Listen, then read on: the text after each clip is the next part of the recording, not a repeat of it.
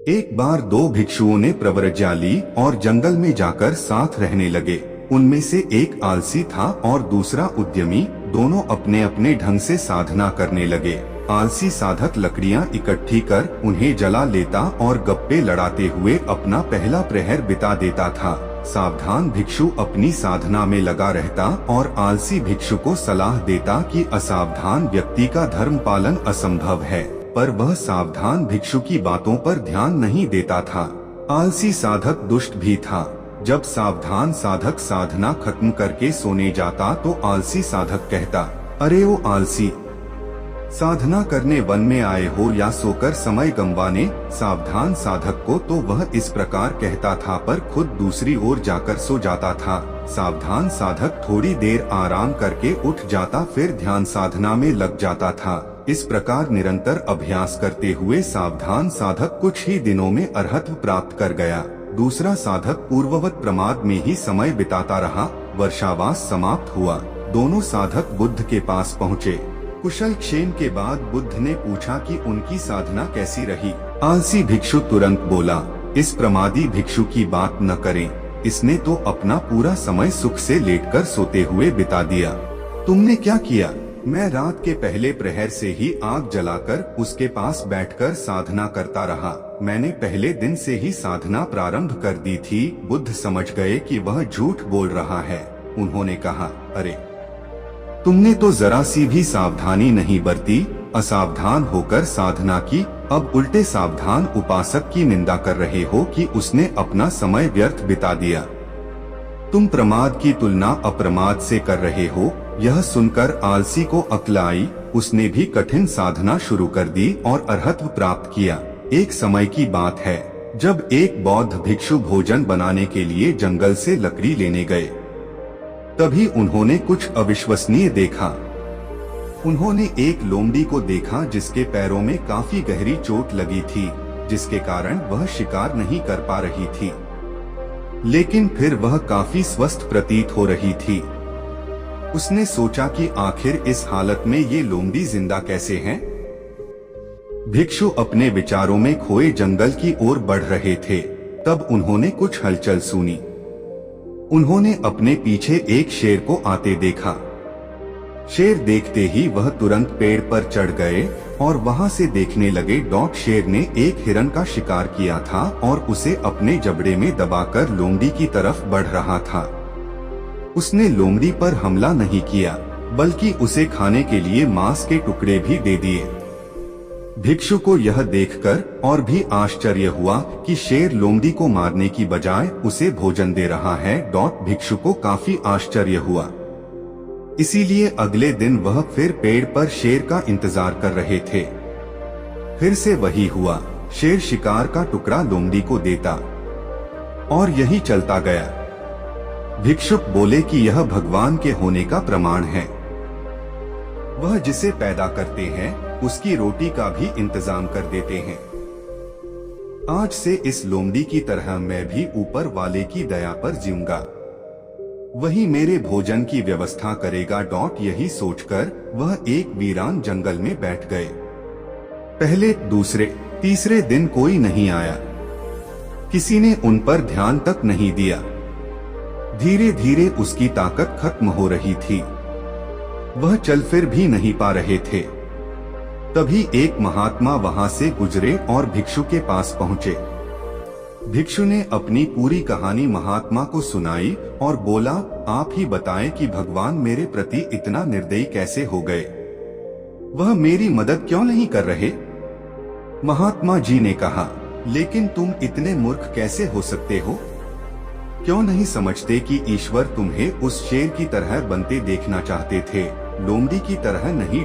सोचो, उस शेर को कुछ हो जाए तो लोमड़ी का क्या होगा? जीवन में भी ऐसा ही होता है कि हमें चीजें जिस तरह समझनी चाहिए उसके विपरीत समझ लेते हैं। हम सभी के अंदर कुछ न कुछ ऐसी शक्तियां हैं जो हमें महान बना सकती हैं। जरूरत है उन्हें पहचानने की, यह ध्यान रखने की कि कहीं हम शेर की जगह लोमड़ी तो नहीं बन रहे हैं। काफी पुरानी कथा है। किसी शहर में एक सेठ रहता था। उसके पास अपार धन संपत्ति थी। समाज में उसकी अच्छी खासी प्रतिष्ठा भी थी, पर उसका मन सदैव अशांत रहता था। सब कुछ होने पर भी उसे अपने भीतर खालीपन महसूस होता था। एक दिन उसे पता चला कि शहर के बाहर एक महात्मा आए हैं। अगले ही दिन वह उनके पास जा पहुंचा। महात्मा को प्रणाम कर सेठ बोला, महाराज, मैं जीवन भर धन संपत्ति अर्जित करने के लिए मेहनत करता रहा, सफलता भी मिली, मगर मुझे हमेशा अपनी संपत्ति और प्रतिष्ठा खो जाने का डर सताता रहता है। कोई ऐसा रास्ता बताएं कि मैं खुश और संतुष्ट रह सकूं। सेठ की मनोदशा समझते हुए महात्मा बोले, शहर में एक व्यापारी है, तुम जाकर उससे मिलो, वही तुम्हें जीवन की सही राह सुझाएगा। यह सुन सेठ मायूस हो गया। उसने सोचा, जब इतने पहुँचे हुए महात्मा कुछ नहीं समझा पा रहे तो वह साधारण सा व्यापारी क्या बताएगा। फिर भी खिन्न मन से वह व्यापारी के पास पहुंचा और उसे सारी बात बताई। व्यापारी हतप्रभ था। वह बोला, मेरे पास बताने को कुछ नहीं है, मैं तो ग्राहकों को सौदा तौल कर देता हूँ, बस इतना ही ध्यान रहता है कि तौलते समय तराजू का कांटा एकदम बीच में रहे। असंतुष्ट सेठ एक बार फिर महात्मा के पास गया और अपना क्रोध दबाते हुए निराशा भरे स्वर में बोला, उस व्यापारी को कोई ज्ञान नहीं है, मैं बेकार अपना समय बर्बाद कर रहा हूँ। महात्मा मुस्कुराए और बोले, तुमने व्यापारी की बात का अर्थ नहीं समझा, उसने तो जीवन की कुंजी बताई थी, असल में वह मध्य मार्ग की बात कर रहा था। जीवन मृत्यु, सुख दुख, क्रोध करुणा, भोग त्याग इत्यादि जीवन के दो छोर हैं। मृत्यु एवं दुख को हम नकारते हैं, जबकि जीवन और सुख का स्वागत करते हैं। कोई भोग में लिप्त है तो कोई त्याग की प्रतिमूर्ति बनना चाहता है। इस तरह किसी एक ध्रुव के प्रति लगाव हमारे संतुलन को बिगाड़ देता है। जीवन वास्तव में घड़ी के पेंडुलम की तरह है, जो बाएं से दाएं और फिर दाएं से बाएं गतिशील रहता है, पर उसकी स्थिर अवस्था हमेशा मध्य में होती है।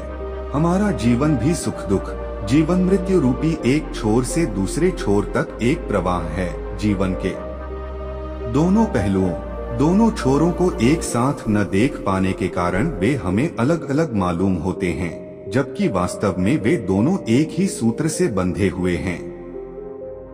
यदि हम मध्य में रहें तो हम दोनों छोर एक साथ देख पाएंगे और यह बोध हो सकेगा कि अपोजिट दिखने वाले दोनों छोर दरअसल एक ही चीज का फैलाव हैं। इस तरह दोनों छोरों की स्वीकार्यता ही मध्य मार्ग है। इस स्वीकार्यता में हम संतुलन में होते हैं, ठीक वैसे ही जैसे रस्सी पर चलने वाला नट मध्य में रहकर रस्सी के बाईं और दाईं तरफ झुकता है और अपना संतुलन बनाए रखता है। मध्य में रहने से हम लचीले हो जाते हैं, हमारी दृष्टि समय खो जाती है, हम बाहर और भीतर दोनों तरफ देख पाते हैं।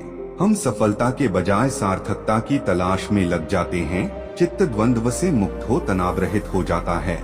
मध्य मार्ग पर चलने वाला फूल एवं कांटों को एक ही सिक्के के दो पहलू मानते हुए फूल को उसकी समग्रता में स्वीकार करता है। एक सिद्ध साधु अपने शिष्य के साथ नदी में स्नान करने गए थे। नदी में स्नान करते वक्त साधु को धारा में बहते हुए एक बिच्छू दिखाई दिया।